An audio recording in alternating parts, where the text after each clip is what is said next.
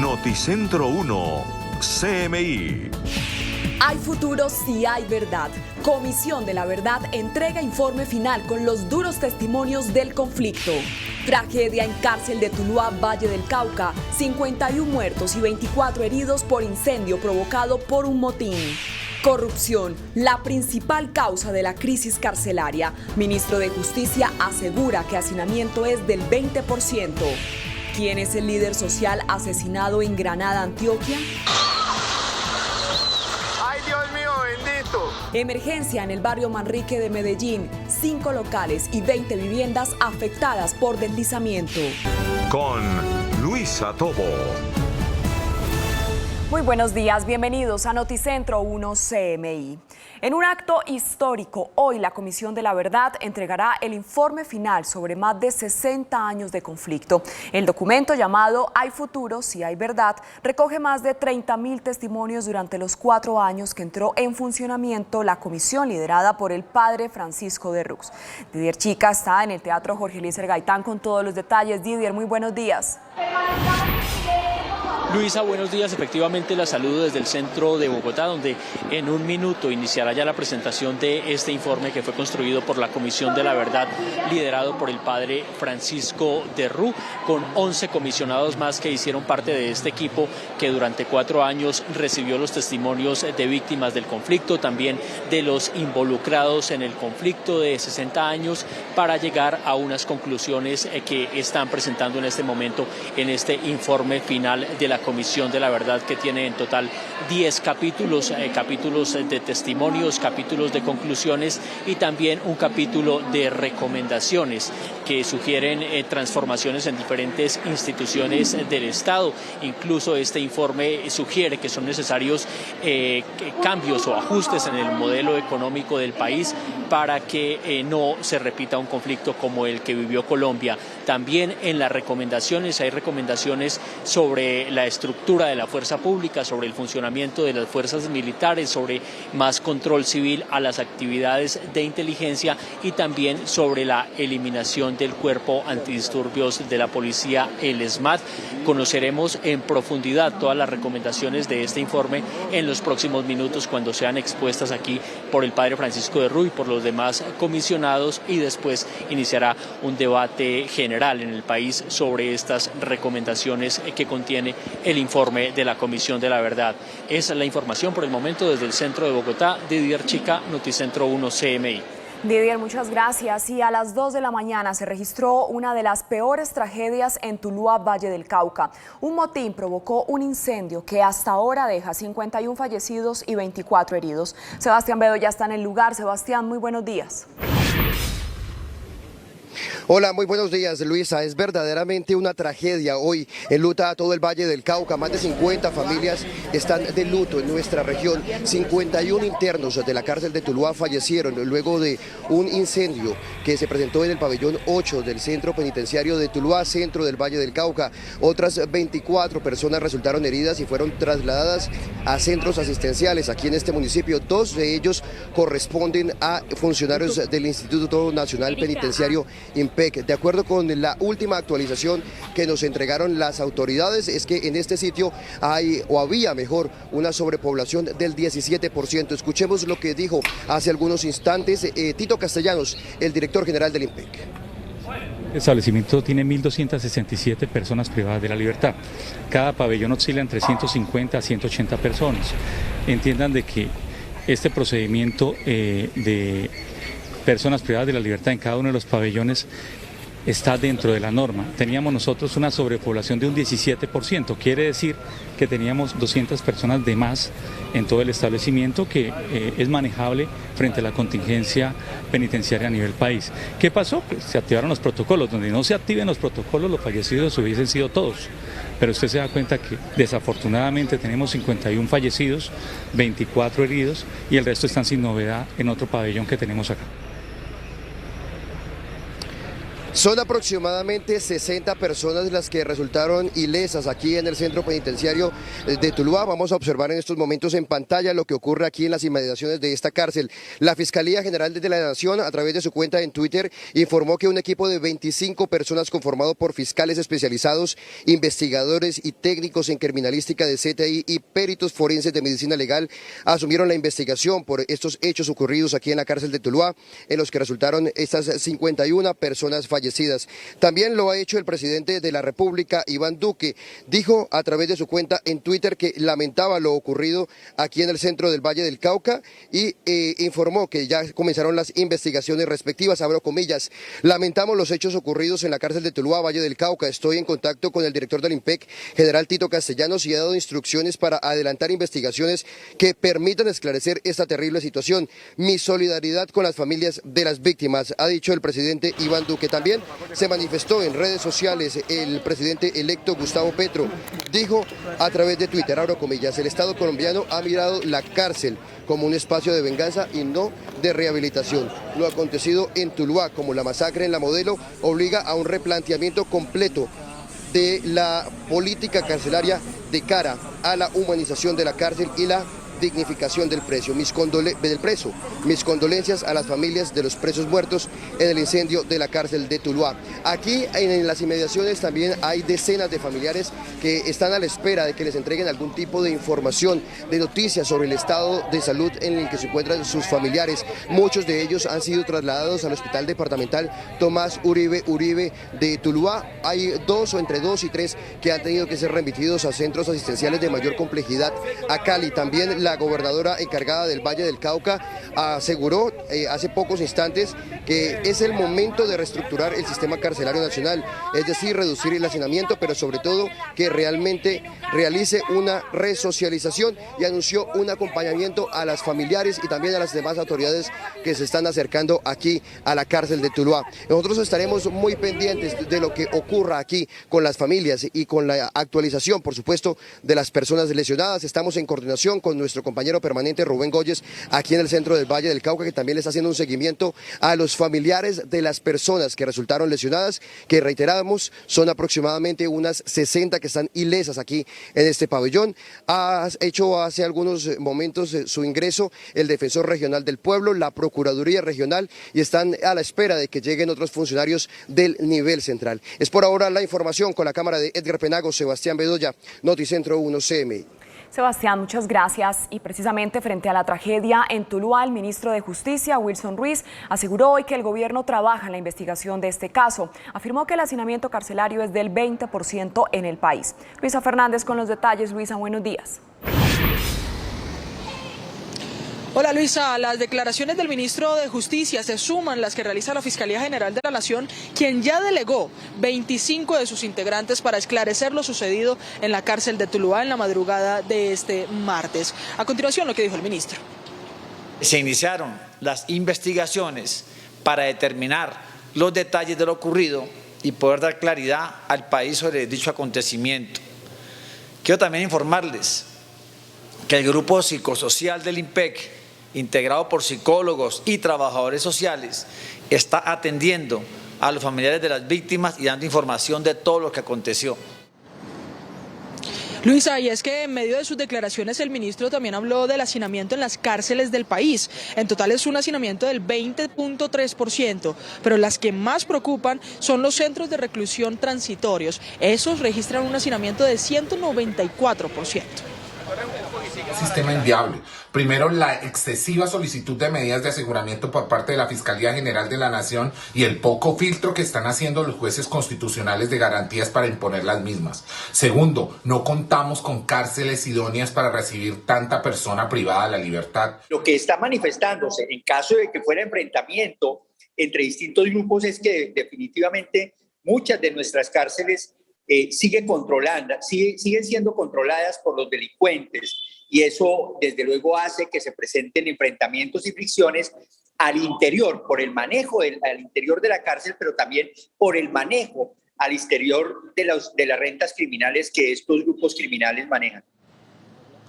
Luisa, estábamos revisando también las cifras por departamentos y por ciudades también. El sobrecupo que mayor se presenta es en Bucaramanga con un 835%. Le sigue Santa Marta con 590, Bogotá con 553, Cúcuta con 491 y Riohacha con 333% de hacinamiento. Todos estos porcentajes, por supuesto, los damos en el marco de lo sucedido en la cárcel de Tuluá, que también presentaba un hacinamiento del 17%. Ya uno de los expertos hablaba sobre las principales causas por las que se presentan estas riñas internas y a eso se suma que algunos de los custodios también están inmersos en temas de corrupción. A las 12 del mediodía más detalles de estas dos noticias, Luisa. Así es, Luisa, muchas gracias. Hacemos una pausa en Noticentro 1 CMI y al regresar espere. ¿Quién es el líder social asesinado en Granada, Antioquia? Ya volvemos. Seguimos en Noticentro 1 CMI. Hay conmoción en Granada, Antioquia, por el homicidio de un joven líder social cuando se encontraba en su vivienda. Yusi Chaparro, muy buenos días. ¿Quién era el líder? Hola Luisa, buenos días. Según información oficial, fue identificado como Juan David Ochoa, quien era reconocido no solamente por su actividad política, sino también ambiental en el municipio de Granada, esto en el oriente antioqueño. Según la información que ha entregado la policía, él se encontraba en su vivienda con su esposa y también su bebé de tan solo 4 meses cuando fue atacado a bala. Su compañera sentimental también sufrió lesiones, pero con arma blanca, y en este momento se recupera en un centro asistencial. Las autoridades investigan si este homicidio estaría relacionado con su actividad como líder social y político de la zona. Y en otras noticias de Medellín, a las 11:16 de la mañana, en este momento estamos en el barrio Manrique, en el oriente de Medellín, en donde se presentó una grave emergencia. Como podemos ver, es un deslizamiento de tierra que destruyó 5 locales comerciales y tiene en riesgo y evacuadas a 22 viviendas. Se presumen que serían entre 80 y 100 personas las afectadas. Saludamos a esta hora a Carlos Muñoz, subdirector del manejo de desastres del DAGRED. Subdirector, buenos días. ¿Cuál es la situación hasta ahora? ¿Está evacuada la zona y tiene también cierre? Bueno, buenos días para ustedes y toda la comunidad. A las 6:24 de la tarde del día de ayer se recibió una llamada a la línea única de emergencias 123 donde nos alertan sobre un movimiento en masa en el sector de Palo Verde, aquí donde nos encontramos. Efectivamente, los bomberos hacen presencia y se encuentran con esta situación que es un movimiento en masa, el cual afecta a 5 locales comerciales, locales donde tradicionalmente hay un lavadero de motos, venta de repuestos para motos, un montallantes. En la parte de arriba del movimiento en masa se hicieron inicialmente 15 evacuaciones temporales y una definitiva. Pero posteriormente, como el movimiento en masa no cesó y aún se está presentando, inclusive hace unas horas hubo otro movimiento en masa adicional al de ayer, entonces se evacuaron otras 7 viviendas. En total tenemos que hay 22 viviendas evacuadas preventivamente y una evacuada definitivamente. Hay unas 80 personas que son atendidas por la Comisión Social de la Alcaldía de Medellín y están en autoalbergues o en albergues en hoteles que han sido contratados para este fin. Subdirector, las imágenes son impactantes, impresionantes, tanto del momento del deslizamiento como ahora, en donde se ve prácticamente una de las viviendas suspendida en el aire. ¿Hay riesgo para las personas aledañas? Vemos que aquí hay urbanizaciones y otras casas. Efectivamente, se hizo inicialmente un perímetro de seguridad de 1000 metros, pero dadas las circunstancias se amplió a 1600 metros. Es decir, donde están las cintas amarillas, arriba, abajo, norte, sur, oriente y occidente, las personas no deben y no pueden acceder a este sitio. Que queremos ir a sacar nuestra ropa, que queremos bañarnos, no pueden por ningún motivo a entrar a sus casas. Por eso tenemos el acompañamiento de la Policía Nacional y del Ejército Nacional, y no es por imponer nada, simplemente es para proteger la vida de ustedes, personas que viven en este sector de Palos Verdes. Subdirector, muchas gracias. Incluso algunas mascotas. Por último, vamos a hablar rápidamente con una de las habitantes de la zona. Buenos días. Usted decía que hace unos días caminaba por aquí y había visto algunos movimientos raros de socavaciones. Bueno, yo le aclaro, yo no vivo en la zona, viví acá a la vuelta, pero en estos días subí con mi esposo y vimos que estaban socavando como para un local, ¿cierto? Y veíamos que se iba a presentar como esta cosa anunciada, esta venida de esa tierra, ¿cierto? Porque esto es tierra echada, este sitio no es para construir casas, porque es una tierra que es removible porque es tierra echada. Muy bien, muchas gracias. Es entonces el balance que se tiene hasta ahora de 5 locales destruidos, 22 viviendas evacuadas y también entre 80 y 100 personas que están en este momento evacuadas en autoalbergues y en algunos hoteles de la ciudad. Más adelante en minutos ampliaremos esta noticia desde Medellín. Así es, Yusi, muchas gracias. Y las playas de Puerto Salgar en el Atlántico están invadidas por la tarulla, una especie de planta acuática. Jorge Castro tiene el reporte. Jorge, buenos días. Muchas gracias, muy buenos días. Es una situación verdaderamente calamitosa para quienes viven del turismo aquí en la zona costera del departamento del Atlántico, principalmente los 8 kilómetros de costa, de playa del municipio de Puerto Colombia. Ven ustedes las montañas de basura que han llegado producto de los desechos del río Magdalena. Don Álvaro Castro, operador turístico, ¿qué es lo que están recogiendo acá ustedes hoy y en esta tarea que están tratando de reactivar la actividad turística? Buen día. Bueno, lo que se está viendo aquí en estos momentos es todo el desecho del río Magdalena, lo que se conoce como batatilla o tarulla. En el día de ayer fuimos sorprendidos, todos los operadores portuarios o turísticos, con esta invasión de tarulla, de basura y de culebras, que hizo que los turistas se retiraran a temprana hora, perjudicándonos a todos los caseteros. No se vendió nada, nuestra familia ayer prácticamente no se les llevó alimento, y esto, si no es la madera, es la basura, y realmente le hacemos un llamado al gobierno gubernamental, en cabeza de la doctora Elsa Noguera, que se haga presente acá con nuestro señor alcalde urgentemente. Esto se necesita una solución ya radical. Siempre que llueve no podemos trabajar, porque el río Magdalena nos trae todo este desecho, y estas playas prácticamente están olvidadas. Si queremos ser un municipio turístico, por favor, vamos a ponerle más empeño.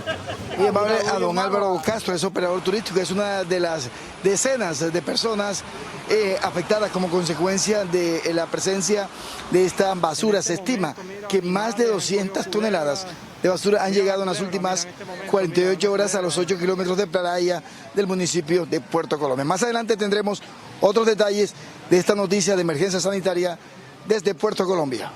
Así es, Jorge, gracias.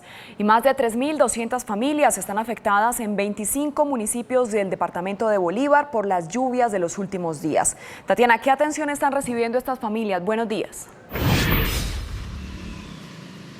Luisa, televidentes, muy buenos días. Según la Oficina de Gestión del Riesgo, las familias que lo han perdido todos están siendo reubicadas en albergues temporales. Asimismo, 8 viviendas han sido reubicadas. De igual manera, se trabaja con maquinaria en las zonas más afectadas. En municipios como Zambrano, la misma comunidad con sacos de arena ha tratado de evitar que las inundaciones sean mayores. Estragos ha causado el fuerte invierno en el departamento de Bolívar, que ha causado que se desborde el río de Magdalena y otros afluentes. De igual manera, la Oficina de Gestión de Riesgo de Desastres ha manifestado que trabaja con los alcaldes para tratar de establecer cuántos animales y cultivos también se han perdido en estas zonas. También han enviado un mensaje a la comunidad para que trate de tener medidas frente a este invierno que seguirá.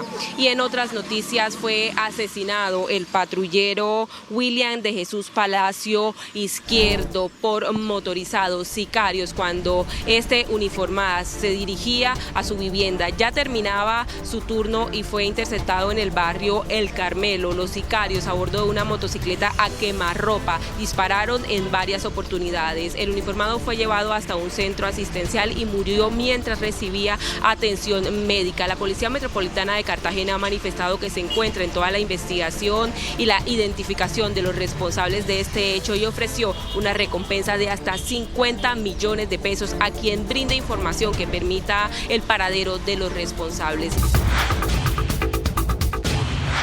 Tragedia en San Antonio, Texas. La policía descubrió 50 migrantes muertos en el interior de un camión.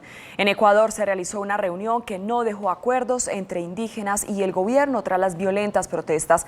Y un bombardeo ruso a un centro comercial en Ucrania dejó 18 personas muertas. Las noticias del mundo en Noticentro 1 CMI. Los cuerpos de 50 migrantes muertos fueron descubiertos en el interior de un tractor remolque en San Antonio, Texas. El camión fue encontrado junto a las vías del tren en una zona remota de la periferia sur de la ciudad. Otras 16 personas encontradas en el interior del remolque fueron trasladadas a hospitales por insolación y agotamiento, entre ellas 4 menores. Las temperaturas en San Antonio, que se encuentran a unos 250 kilómetros de la frontera con México, alcanzan los 39 grados centígrados. Las autoridades hasta el momento han dicho que entre las víctimas mortales identificadas hay 7 de Guatemala, 2 de Honduras y 22 mexicanos. La policía ha manifestado que es uno de los incidentes recientes más mortíferos de contrabando de personas a lo largo de la frontera entre Estados Unidos y México. Líderes indígenas y del gobierno de Ecuador sostuvieron un cara a cara tras 2 semanas de estallido social sin llegar a acuerdos claros que permitan desactivar las masivas protestas contra el elevado costo de vida. Dirigentes de la Confederación de Nacionalidades Indígenas se reunieron durante más de 6 horas con una delegación oficial liderada por el ministro de Gobierno Francisco Jiménez. Los representantes de la CONAIE y demás organizaciones exigen al gobierno bajar el precio de los combustibles. Además, los líderes indígenas también reclaman para que se deroguen los derechos presidenciales 95 sobre política petrolera y 151 regulador de la explotación minera. Las autoridades ucranianas confirmaron que ascendió a 18 el número de fallecidos en el ataque con misiles que Rusia lanzó contra un centro comercial de la ciudad de Kremenchuk en el centro de Ucrania. El ataque contra el centro comercial Amstor se produjo cuando los rusos lanzaron misiles Kh-22 con unos 1000 civiles en su interior.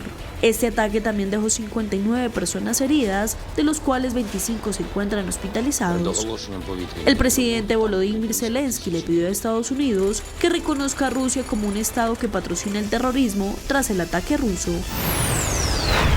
Los dirigentes del G7 reunidos en Alemania van a trabajar para poner en marcha un mecanismo de limitación del precio del petróleo ruso para impactar una fuente importante de ingresos de Moscú.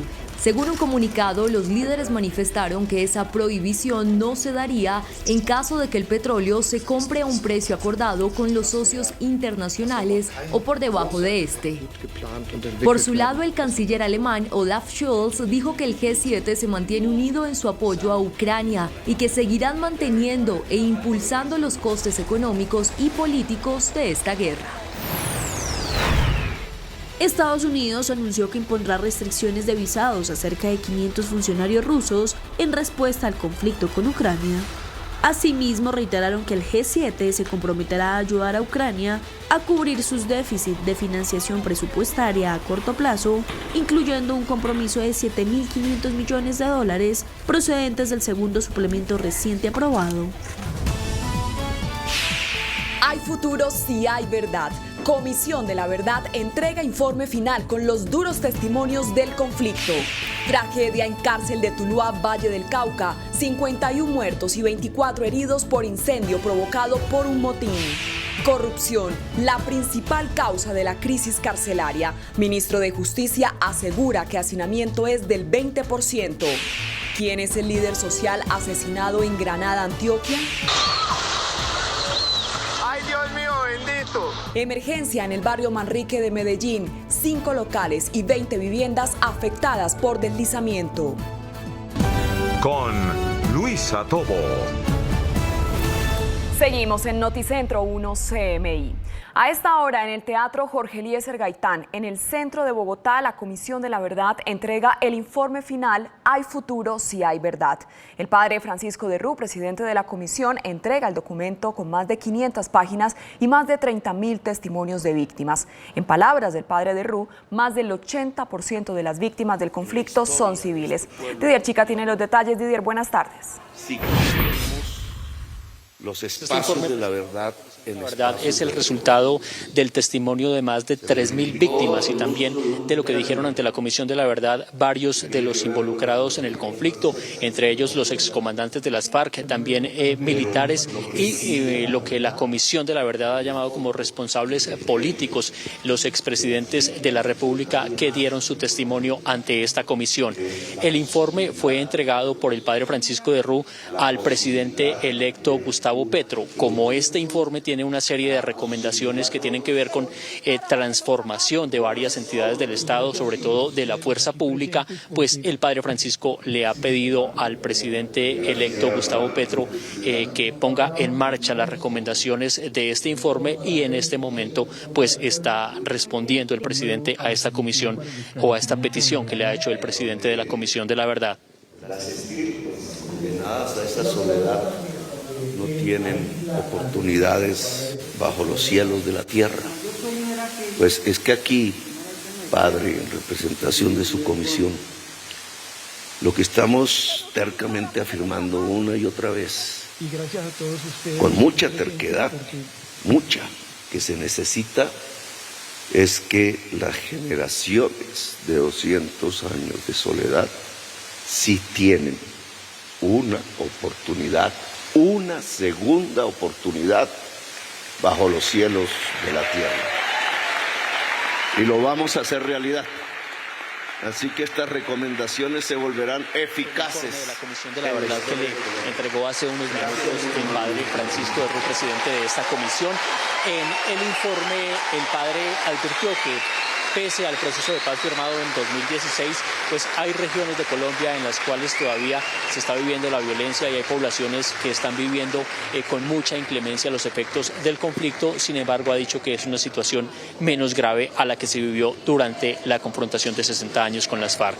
Información desde el centro de Bogotá, Didier Chica, Noticentro 1 CMI. Didier, muchas gracias. 51 muertos y más de 20 heridos deja la tragedia en la cárcel de Tuluá tras el amotinamiento que terminó en un incendio. Este hecho se registró en horas de la madrugada. Sebastián Bedoya está en el lugar de la tragedia. Sebastián, ¿qué detalles se conocen? Hola Luisa, televidentes, muy buenas tardes. Iniciamos solidarizándonos con las 51 familias que hoy llorarán a estos seres queridos luego de esta tragedia que enluta a todo el Valle del Cauca. Durante un amotinamiento, los internos del pabellón 8 de la cárcel de Tuluá en el centro del Valle del Cauca fallecieron. Otros permanecen en centros asistenciales. Distintas autoridades, organismos se han acercado aquí hasta este sitio para iniciar con las investigaciones y por supuesto con el respectivo levantamiento de los cuerpos.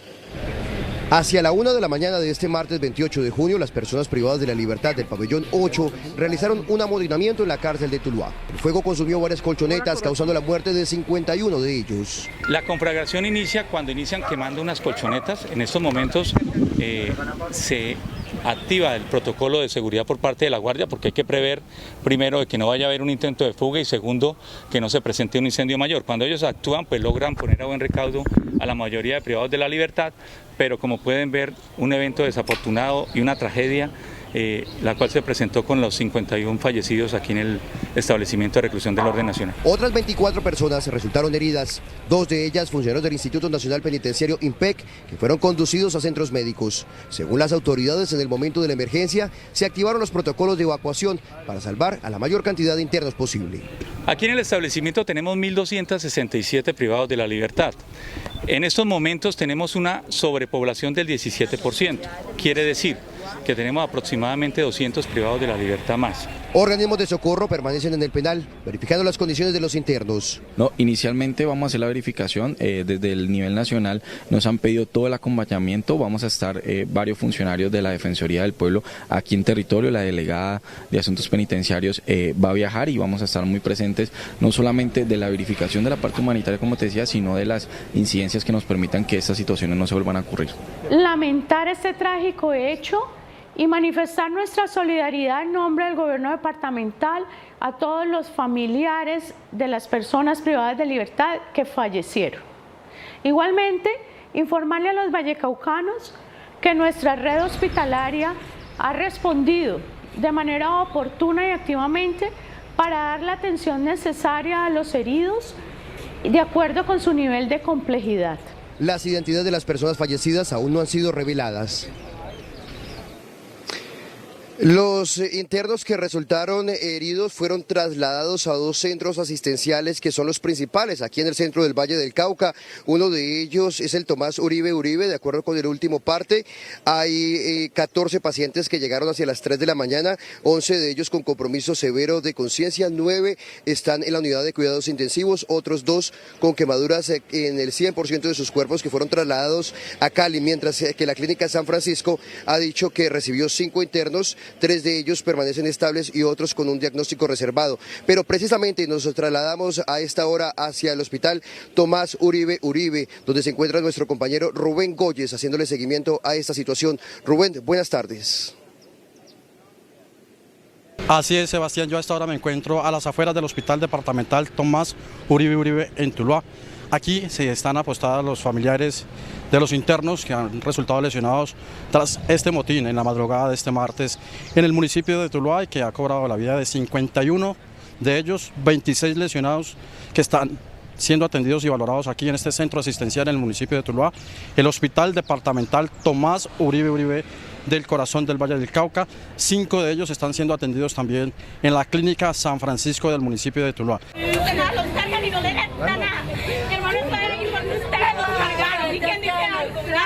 En inmediaciones de la cárcel de Tuluá, decenas de familiares se acercan a buscar algún tipo de información sobre los internos que aún continúan en el penal. Yo fui al hospital, casi no está quemado, porque tiene una puñalada por acá y volvió y lo trajeron. Dicen que lo van a trasladar, él no me lo dijo, porque no me alcanzó a decir nada. Michael Alexander Toledo Flores, necesito saber si está bien, porque me dijeron que en la celda 8 y 9 también se produjo riña, entonces necesitamos saber de todas las celdas, pues. De los 24 heridos en el penal, varios tuvieron que ser conducidos al hospital Tomás Uribe Uribe para recibir atención médica. Desde las 3 de la mañana se recibieron un total de 14 pacientes, 11 de ellos con compromiso severo de conciencia, por lo cual 9 de ellos fueron remitidos a nuestra UCI, intubados, y 2 de ellos, por la gran extensión de quemaduras, casi el 100% de sus cuerpos, tuvieron que ser remitidos a una unidad de quemados de la ciudad de Cali. Tengo el informe que fueron recibidos en la clínica Los Remedios. Tengo 2, uno posiblemente con laceraciones y fractura en un brazo. Estamos revisando que para descartar. 6 más por inhalación, pero uno de ellos reviste mediana complejidad. Los demás ya fueron dados de alta. Por su parte, la clínica San Francisco, a través de este comunicado, señaló que de los 5 internos recibidos, 2 se encuentran con diagnóstico reservado y 3 de ellos permanecen estables. Hay una información preliminar y los cuerpos todavía no se le han realizado, el levantamiento y posterior inspección del cuerpo de estas víctimas. Permanecen en los pabellones donde se ha presentado este motín, Sebastián, y es toda la información que yo le puedo suministrar hasta ahora desde las afueras del Hospital Departamental Tomás Uribe Uribe en Tuluá. Noticientro 1, CMI, informó Rubén Goyes con la cámara de Jesús Echeverry. Continúe usted con más información, Sebastián. Rubén, muchísimas gracias, y precisamente a esta hora los distintos organismos y funcionarios están realizando el respectivo levantamiento de estos cuerpos. Nosotros seguiremos muy atentos desde el municipio de Tuluá con la cámara de Edgar Penagos. Sebastián Bedoya, Noticentro 1 CMI. Sebastián, muchas gracias. Y el ministro de Justicia, Wilson Ruiz, reveló que el hacinamiento carcelario en el país supera el 20%. Luisa Fernández con los detalles. Luisa, buenas tardes. Luisa, de un 20.3% es el hacinamiento en las cárceles y en los centros de reclusión transitorios es de un 194%. Debido a la tragedia en la cárcel de Tuluá, el Ministerio de Justicia adelanta una investigación para aclarar lo sucedido.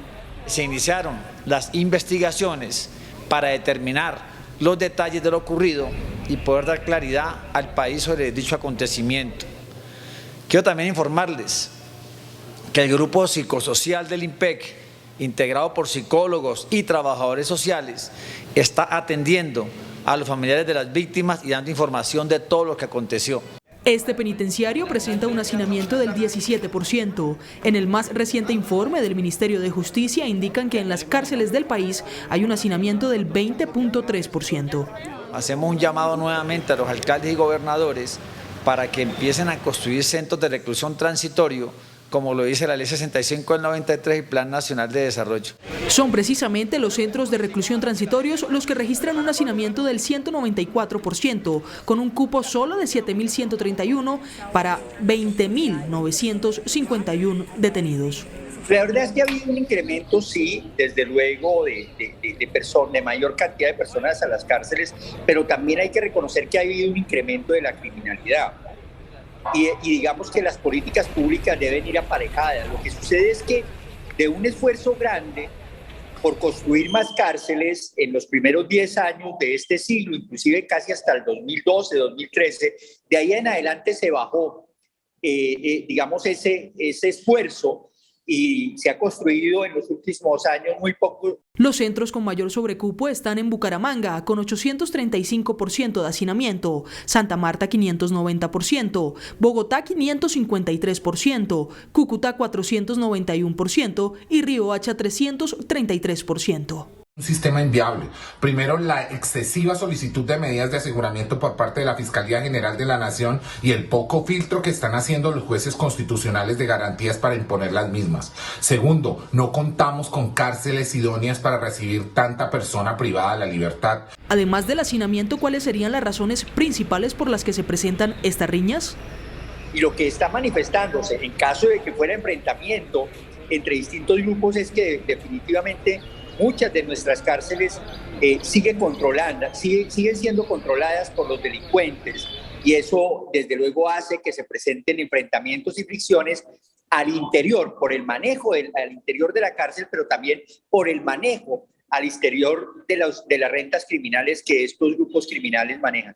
Lo anterior sumado a la corrupción de algunos custodios, que de hecho son pocos para la magnitud de detenidos que deben controlar. Incluso el Ministerio de Justicia solicitó más personal para el IMPEC. Hola, corazón. Desde el occidente de Bogotá, Luisa Fernández, Noticentro 1 CMI. Luisa, muchas gracias. Hacemos una pausa en Noticentro 1 CMI y al regresar, espere. Líder social asesinado en Granada, Antioquia. Ya volvemos.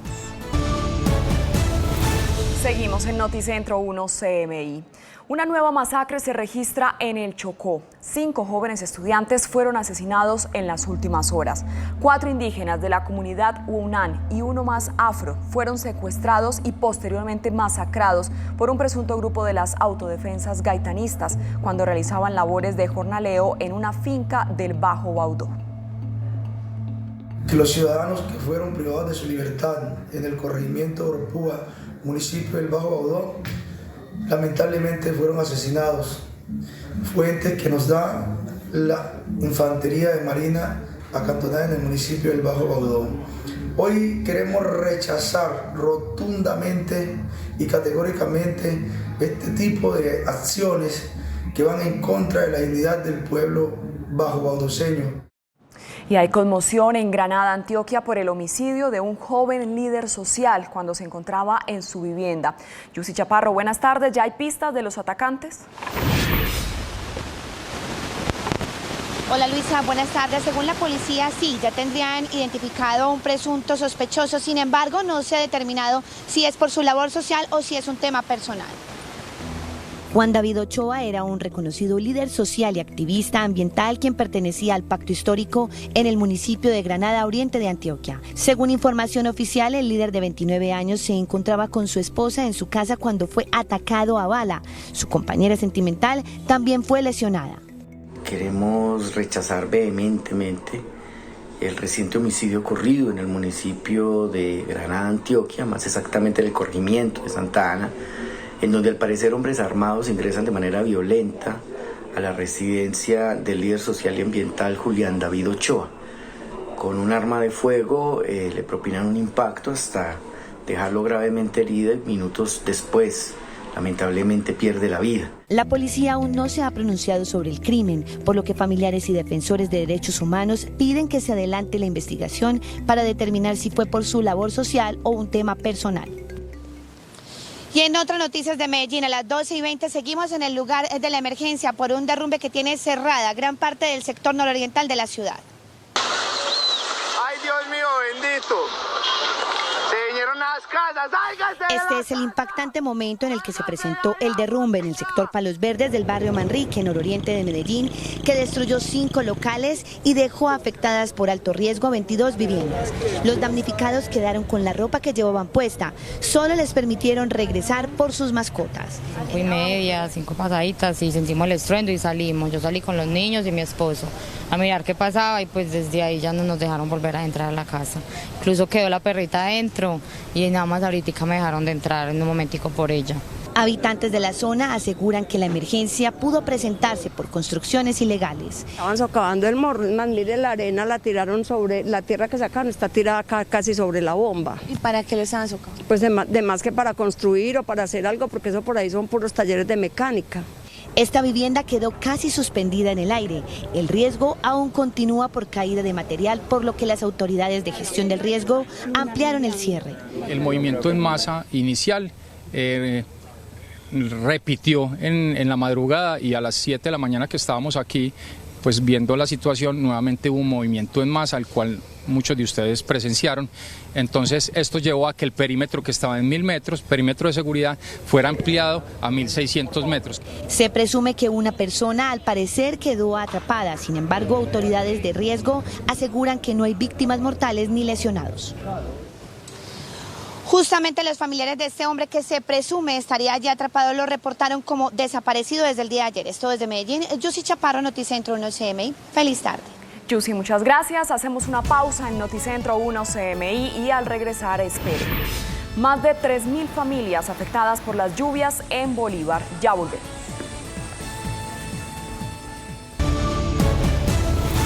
Seguimos en Noticentro 1 CMI. Más de 3.200 familias están afectadas en 25 municipios del departamento de Bolívar por las lluvias de los últimos días. Tatiana, muy buenas tardes. ¿Qué atención están recibiendo estas familias? Luisa, televidentes, muy buenas tardes. Las familias que lo han perdido todo han sido reubicadas a albergues temporales. 8 viviendas en total han sido reubicadas. Las autoridades trabajan con maquinarias en las zonas más afectadas y la misma comunidad con sacos de arena ha tratado de evitar que las inundaciones sean mayores. Las lluvias continúan haciendo estragos en el departamento de Bolívar y ya son 25 los municipios que han resultado afectados tras el fuerte invierno que ha provocado el desbordamiento del río Magdalena y otros afluentes. La Oficina de Gestión del Riesgo Departamental entregó un balance de la situación. 19 municipios han generado inundaciones, 4 han presentado derrumbes por deslizamiento de masas que han impedido la comunicación entre municipios y veredas.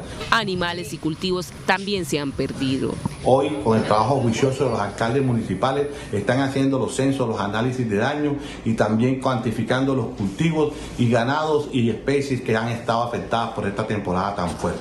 Con sacos de arena, la misma comunidad ha tratado de evitar mayor gravedad de inundaciones. De igual manera, las autoridades con maquinaria trabajan en las zonas que más han resultado afectadas. La Oficina de Gestión del Riesgo también emitió una alerta amarilla a las alcaldías municipales, en especial Cartagena, Turbaco, María la Baja, Clemencia y Santa Catalina, ante un eventual ciclón que podría ingresar al país durante este martes. Las autoridades han hecho un llamado a la comunidad en general a tomar precauciones teniendo en cuenta que seguirán las lluvias. Una de esas recomendaciones es, por ejemplo, ajustar los techos. Por ahora es toda la información desde Cartagena. Tatiana Rodríguez para el Noticentro 1 CMI. Feliz tarde. Tatiana, muchas gracias. Hasta aquí la información en Noticentro 1 CMI, pero a las 8 de la noche nos vemos en una nueva emisión de noticias. Feliz tarde.